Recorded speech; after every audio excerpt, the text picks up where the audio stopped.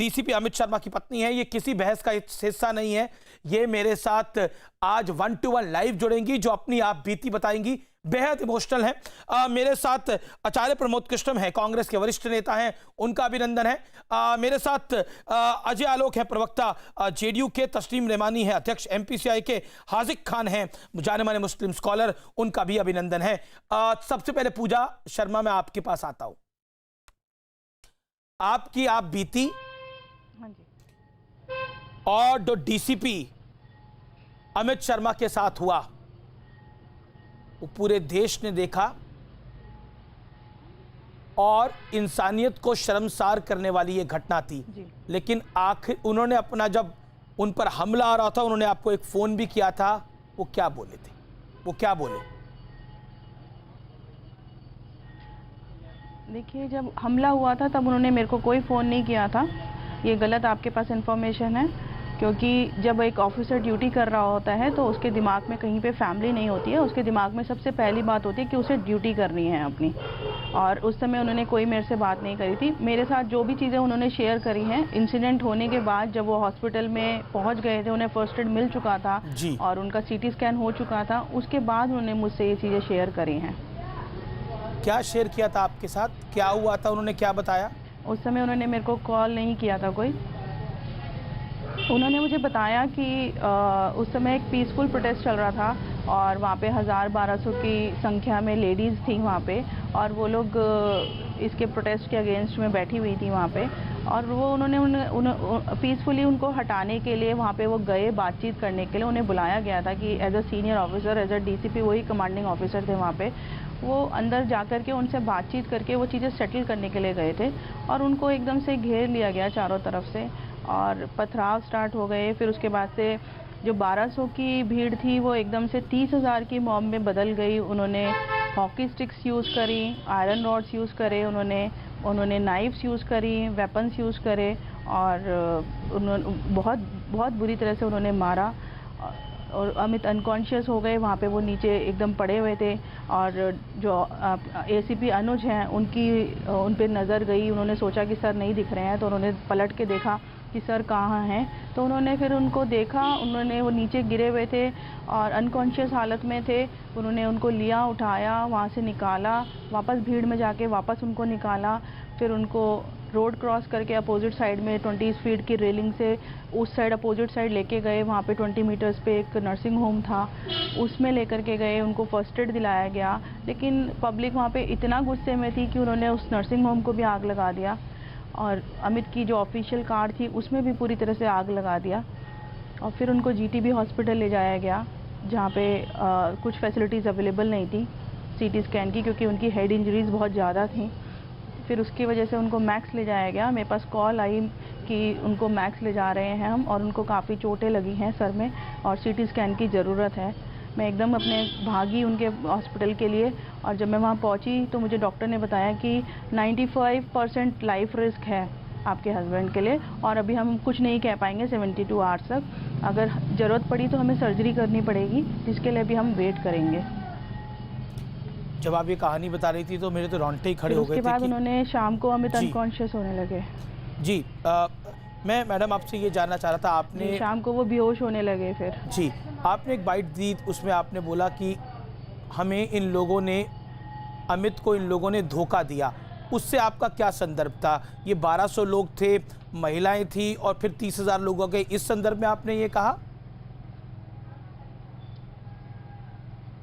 देखिए, क्योंकि जो चीज़ें आगे आई, सामने आई, जिस जैसे अमित ने मुझसे शेयर किया, तो वहाँ पे लेडीज़ थी, वहाँ पे कोई भी ऐसा नहीं था, वहाँ पे उनके पास उस समय कोई हथियार नहीं थे, कुछ नहीं था जिस टाइम पे अमित अंदर उनसे बातचीत करने गए थे। और ऑल ऑफ सडन उनके पास में सारी चीज़ें अवेलेबल हो गई। वहाँ से अंदर से गलियों में से आदमी आने स्टार्ट हो गए और उनको चारों तरफ से घेर लिया। तो ये सब चीज़ें तो देखिए अचानक नहीं हो सकती, ये सब चीज़ें तो पहले से ही उनकी सोची समझी प्लानिंग थी। जी, क्योंकि ये सवाल मैं इसलिए आपसे पूछ रहा हूँ, कोई इंटेरोगेशन नहीं है। अमित जब अंदर गए तो ऑब्वियसली उनके पास अपनी सर्विस रिवॉल्वर रही होगी, या नहीं थी वो सर्विस रिवॉल्वर, अगर आपके पास जानकारी है? देखिए, उसकी तो मुझे जानकारी नहीं है क्योंकि अमित से मेरी उस बारे में इतनी बात नहीं हुई, लेकिन जब वो हॉस्पिटल आए थे तो मुझसे बार बार वो यही कह रहे थे कि पूजा, मैंने तो उनकी सहायता करनी चाहिए थी, मैं तो उनकी मदद करने के लिए अंदर गया था, मैंने ऐसी क्या गलती करी जो उन लोगों ने मेरे को इतना मारा। औरतों ने भी पत्थरबाजी करी थी वहां पर? जी बिल्कुल, औरतों ने पत्थरबाजी करी थी और अमित ने जैसे मुझे बताया था, एक औरत ने उनको धक्का दे करके उनके सर पे से हेलमेट को धक्का देके हेलमेट गिरा दिया था, जिसकी वजह से ही उनको इतनी हेड इंजरी हुई है। एक औरत ने ही धक्का दे करके हेलमेट को गिरा दिया था और मेरा जानबूझ के गिराया गया था वो। जानबूझकर गिराया गया था कि जिससे कि इंजरी हो और नुकसान हो। मैं आपसे मैडम ये जानना चाह रहा हूँ, जो कि बिल्कुल। पूजा बहुत महत्वपूर्ण है। इस समय हुई वीडियो भी सामने आया है, हालांकि इस वीडियो के अंदर बहुत स्पष्ट रूप से कई चीज़ें दिख रही हैं, लेकिन बहुत प्रामाणिकता के साथ कई चीज़ों को नहीं कहा जा सकता। लेकिन आप जो बातें बता रही हैं वो काफ़ी अहम है। मैं जानना चाहता हूं अमित के अब हालात कैसे हैं, उनका स्वास्थ्य कैसा है, देश भी जानना चाहता है। और साथ ही साथ अमित वाकई जब 95% उनको भी पता लग रहा होगा कि उनके बचने की उम्मीद नहीं है, ईश्वर का की दया है, भगवान राम की कृपा है कि अमित बच गए हैं और अब रिकवर कर रहे हैं। उनकी अब कंडीशन क्या है, उस समय उन्होंने क्या कहा था? देखिए, जब उनको हॉस्पिटल में मैं मिलने गई थी तो उनकी एक ही वो बात मुझसे बार बार बोले जा रहे थे कि अब मैं नहीं बचूंगा, पूजा बच्चों का ध्यान रखना, अपना ध्यान रखना। और अपनी सिस्टर को भी बार बार वो रोते हुए यही बोल रहे थे कि मेरी वाइफ का, मेरे बच्चों का ध्यान रखना। तो उनको कोई उम्मीद नहीं थी, वो बार बार मुझसे एक ही शब्द बोल रहे थे कि मैं अब नहीं बचूंगा। जी, अब उनकी कंडीशन कैसी है? और अभी उनकी कंडीशन पहले से बहुत बेहतर है। देखिए, ज़िंदगी और मौत से वो निकल के आए हैं। मैं और मेरी फैमिली उनको निकाल के लाई है। हम लोग उस समय बहुत स्ट्रांगली हमने पूरा सपोर्ट किया, पूरा हमने अपने आप को पॉजिटिव रखा। और डॉक्टर्स ने जैसे बताया था मुझे कि बहुत कम उम्मीदें हैं। और सर्जरी के बाद भी देखिए, इतनी बड़ी 5 घंटे की उनकी सर्जरी हुई है। उसके बाद में 3 दिन वो वेंटिलेटर पे रहे हैं। तो हमारे लिए बहुत डिफिकल्ट और क्रिटिकल फेज था, जिससे हम लोग अब निकल के आए हैं। पर अभी भी उनकी कंडीशन उतनी अच्छी नहीं है। मैं समझ सकता हूं। ब्रेन इंजरी हुई है, अभी एक उनकी सर्जरी और अभी बाकी है। ईश्वर आपको हिम्मत दे, आपके परिवार को हिम्मत दे। देखिए, सिर्फ कहने से कुछ नहीं होता, देश की प्रार्थना आपके साथ है, देश की प्रार्थना अमित के साथ है। उन्होंने माँ भारती के लिए, मैं ये कहना चाहता हूँ, उन्होंने ये भारत के लिए सर्विस करी है और भारत प्रे करेगा कि वो ठीक हो। लेकिन किसी ने उस भीड़ में, कोई एक ऐसा इंसान नहीं निकला जिसने इंसानियत दिखाई हो, जिसने रोका हो कि ये तो हमें बचाने आया है, इसे हम क्यों रौंद रहे हैं। किसी ने नहीं रोका वहाँ पर? एक था जिसने रोका। देखिए, वहाँ पे अगर रोका होता कोई, अगर किसी ने इतना रोका होता, अगर ऐसा होता, अगर वो इतना सोचते, वो तो पुलिस के लिए पता नहीं क्यों पब्लिक के अंदर इतनी आक्रोश है कि पुलिस तो आपकी सहायता के लिए जब निकलती है तो सहायता के लिए खड़ी रहती है, पर पता नहीं क्यों पब्लिक का पुलिस के लिए ही हमेशा आक्रोश रहता है। वो क्यों नहीं सोचते कि उनकी भी एक फैमिली है और वो तो आपकी सहायता के लिए और आपके लिए ही खड़े हैं। पर कभी भी ऐसी चीज़ें सोची नहीं जाती हैं। जी, बहुत बहुत शुक्रिया पूजा, आपको हम बहस का ये तो सीए प्रोटेस्ट था, लेकिन अगर आप किसी भी चीज़ के लिए देखें। जी जी, आप अपनी बात को कंप्लीट करिए पूजा। सीए प्रोटेस्ट था।